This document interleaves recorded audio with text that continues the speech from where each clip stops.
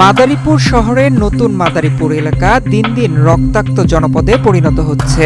রাজনৈতিক আধিপত্যকে কেন্দ্র করে চলমান দ্বন্দ্বে বারবার ঝরছে প্রাণ, আর সবচেয়ে বেশি ক্ষতিগ্রস্ত হচ্ছেন সাধারণ মানুষ।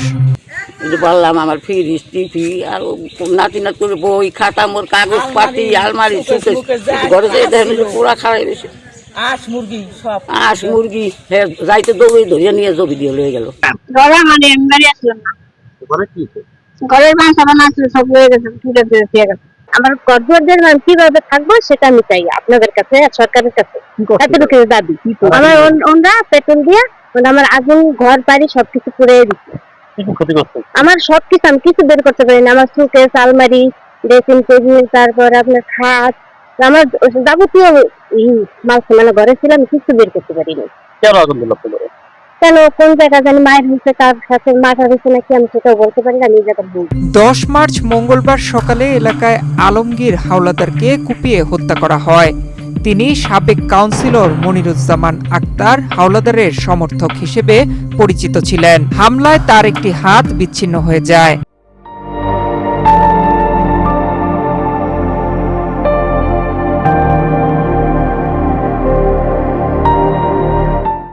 এবং হাসপাতালে নেওয়ার আগেই তিনি মারা যান। হত্যার জেরে রাতে এলাকায় সহিংসতার আগুন ছড়িয়ে পড়ে। আলমগীরের সমর্থকরা প্রতিপক্ষের প্রায় 40টি বসতবাড়িতে অগ্নিসংযোগ চালান।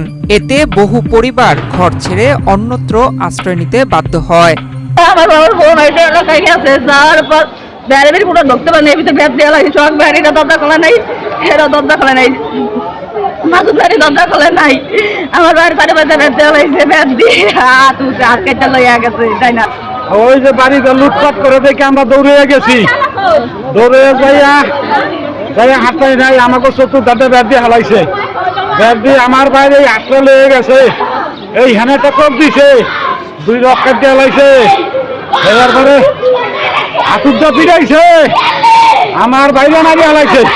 মাদারীপুর শহরের নতুন মাদারীপুরে এটি কোনো বিচ্ছিন্ন ঘটনা নয়। এর আগেও একাধিকবার সংঘর্ষ, ককটেল বিস্ফোরণ ও হত্যাকাণ্ডের ঘটনা ঘটেছে।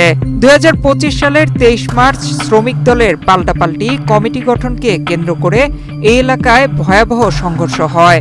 সেই সংঘর্ষে কুপিয়ে হত্যা করা হয় সদর উপজেলা শ্রমিক দল সভাপতি শাকিল মুন্সিকে, যিনি মাদারীপুর 2 নং ওয়ার্ড পৌর বিএনপির সভাপতি হাসান মুন্সির ভাই।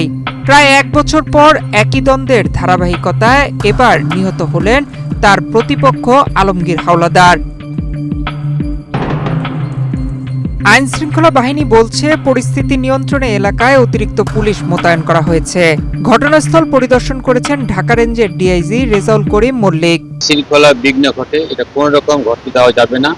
আইন শৃঙ্খলা যাতে সুশৃঙ্খলভাবে থাকে, এটা আমার পুলিশ প্রশাসনের কাছে আমার নির্দেশ থাকবে, এবং এখানকার যারা শান্তিপ্রিয় জনগণ রয়েছেন তাদেরকে নিরাপত্তা দেওয়ার জন্য, তাদের শান্তি শৃঙ্খলা রক্ষার জন্য যে সমস্ত পদক্ষেপ নেওয়া দরকার আমরা সেই সমস্ত সব পদক্ষেপ নিব।